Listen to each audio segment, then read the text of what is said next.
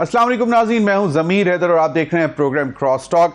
नाज़रीन, दो केसेस में दो फैसले आए और उसके बाद जिसको रिलीफ समझा गया, लेकिन कल जो गुज़िश्ता रोज़ फैसला आया इद्दत केस में रिहाई का, उसके बाद तोशाखाना केस में इमरान खान साहब को और उनकी अहलिया बुशरा बीबी साहिबा को दोबारा अरेस्ट कर लिया। और उसके बाद आज इतलात ये आ रही हैं कि इमरान खान साहब को किसी भी तरह पाबंदे सलासल रखा जाएगा और उनकी कैद ख़त्म नहीं की जाएगी। आज भी एक बड़ा दिलचस्प वाक़या पेश आया। सनम जावेद साहिबा, जो कि पाकिस्तान तहरीक इंसाफ की एक कारकुन है, उनको FIA केस में बरी किया गया, रिहाई मिली और उसके बाद उनको दोबारा फौरी बाद गिरफ्तार भी कर लिया गया। एक तरफ ये कहा जाता है कि पाकिस्तान तहरीक इंसाफ के साथ मुज़ाकरात करने हैं और मुज़ाकरात के लिए वज़ीर आज़म ने भी संजीदगी का इजहार किया और यही राना सनाउल्लाह साहब ने भी हमें बताया था। लेकिन अब वो कह रहे हैं कि अगर शराइत सामने रखी जाएंगी तो फिर मुज़ाकरात कैसे होंगे। PTI की जानिब से ये कहा जा रहा है कि ये ओनस जो है वो गवर्नमेंट के ऊपर है कि वो किस तरह का माहौल बनाएगी हुकूमत, ताकि फिर आप टेबल पर बैठकर बात कर सकें। जो 2 रोज़ कबल फैसला आया था, जो रिजर्व सीट्स के हवाले से फैसला आया था, उसके बाद जो 41 कैंडिडेट्स को 15 दिन का टाइम दिया गया था कि जनाब वो बाकायदा तौर पर अपना पार्टी एफिलिएशन और पार्टी सर्टिफिकेट जो है वो इलेक्शन कमीशन ऑफ पाकिस्तान में जाके रजिस्टर कराएं, ताकि उनको बाकायदा तौर पर कौमी असम्बली में PTI का रुकन तस्वुर किया जाए। अभी ये वाक़यात अभी शुरू ही होने थे, ये सारे प्रोसेस, कि इतलात ये आने लग गई कि पाकिस्तान तहरीक इंसाफ के MNAs, रुकन, कारकुन, उनके फैमिली मेंबर्स को उठाना शुरू कर दिया और असद कैसर और उमर अयूब साहब ने ये कहा है कि ये वज़ीर आज़म के खिलाफ एक मुकदमा बनता है कि हमारे जो MNAs को अगवा किया जा रहा है और उनकी लॉयल्टीज खरीदने की कोशिश की जा रही है। 15 रोज़ काफ़ी टाइम होता है और जिसमें मेरा ख्याल है कि शायद हुकूमत पूरी कोशिश कर रही है कि जितने भी वो बंदे तोड़ सकें। लेकिन पाकिस्तान तहरीक इंसाफ का दावा यह है कि ना तो हमारी जमात के अंदर कोई फॉरवर्ड ब्लॉक है और ना ही कोई रुकन जो है वो टूटेगा।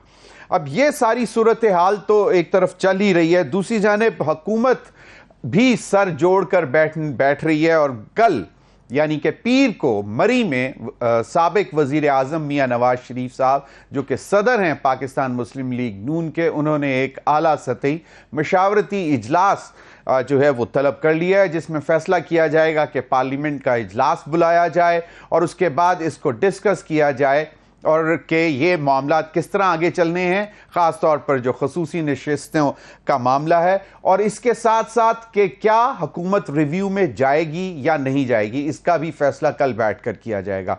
ऑलरेडी कहा जा रहा है कि मियाँ नवाज शरीफ साहब ने अपनी जो लीगल टीम है उनसे मुशावरत की है। लेकिन बड़ी अजीब सी सूरत हाल है कि जहाँ पे राना सनाउल्लाह साहब कहते हैं कि अब तो हम आर्टिकल 6 जो है वो जो है इमरान खान पर आर्टिकल 6 समेत जो लगा सकेंगे लगाएंगे, ताकि उनको एक तवील अरसे के लिए जेल में रखा जा सके।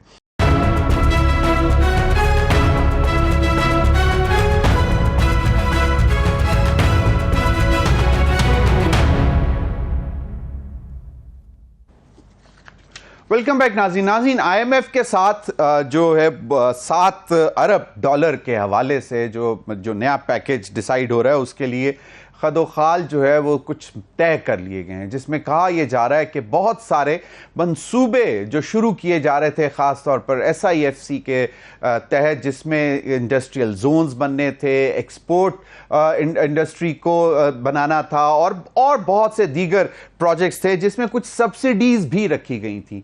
अब IMF के साथ तय ये किया जा रहा है कि ग्रेजुअली यानी कि बतदरीज आहिस्ता आहिस्ता ये सब्सिडीज भी ख़त्म करनी होंगी, जो कि आपको स्पेशल کمرشل انڈسٹریل زونز کو دینی تھی, جو کہ آپ نے انویسٹمنٹ کو اٹریکٹ کرنے کے لیے اور اس کو پروٹیکٹ کرنے کے لیے آپ نے کچھ سبسڈیز اناؤنس کی تھی.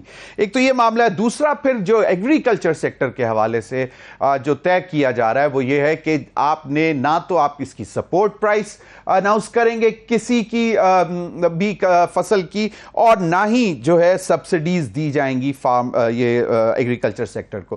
تو انہی تمام معاملات پر بات کرتے ہیں. ڈاکٹر خاقان حسن نجیب صاحب, ریلیف تو شاید نظر نہیں آ رہا, اور نیا پروگرام جو $7 ارب کا جو آپ طے کرنے جا رہے ہیں اس میں تو زیادہ پریشانیاں ہیں, اور اس وقت آج ایز وی اسپیک بجلی کے نرخ بڑھا دیے گئے ہیں, اور کل کہا جا رہا ہے کہ تیل کی قیمتوں میں مزید اضافہ کیا جائے گا.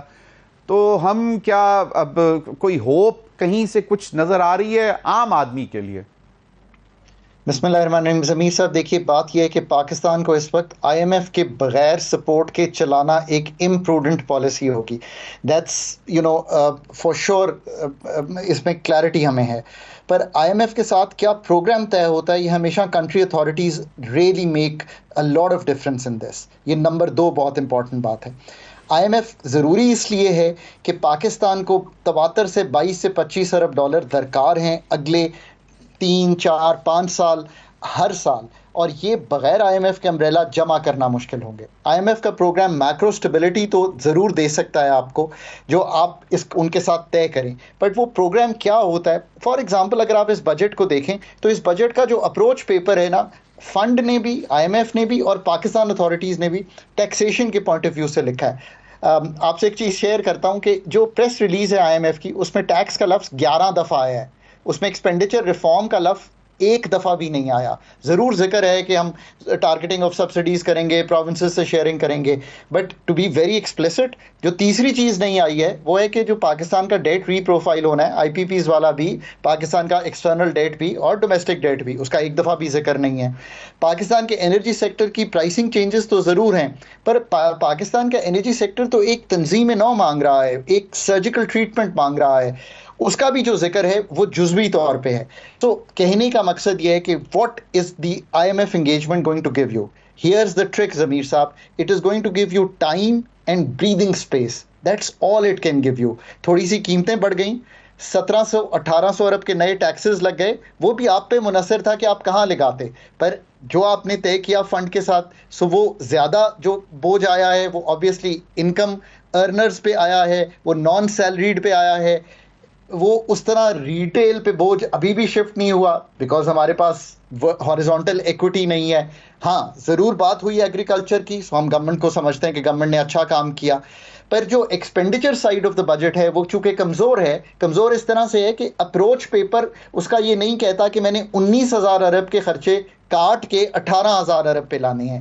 حکومت یہ کہہ رہی ہے, چلے ہم اس کا بھی کہتے ہیں کہ ادراک ہے کہ ہم نے ایک کمیٹی سیٹ کی ہے, وہ کام کرے گی اور ہمیں لا کر دے گی کہ لینر گورنمنٹ کیسے ہوگی, پی ایس ڈی پی کا ریفارم کیسے ہوگا, پینشنز کا ریفارم جو ہے وہ آگے چل کے کیسے ہوگا, پروونسز سے فزیکل پیکٹ کریں گے تو پتہ چلے گا ڈیولوشن کیسے ہوگی of the subjects that are still with us.